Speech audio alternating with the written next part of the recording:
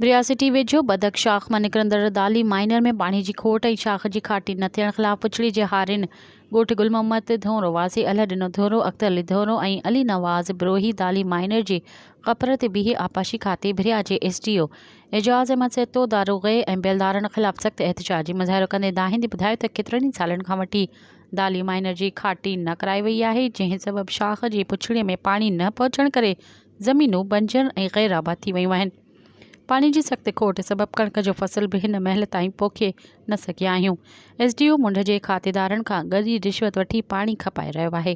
संदनि ख़िलाफ़ कार्रवाई करे दाली माइनर जी पुछड़ी जे आबादकारनि खे पाणी ॾिनो वञे त जीअं हू कणिक जी पोखी करे सघनि।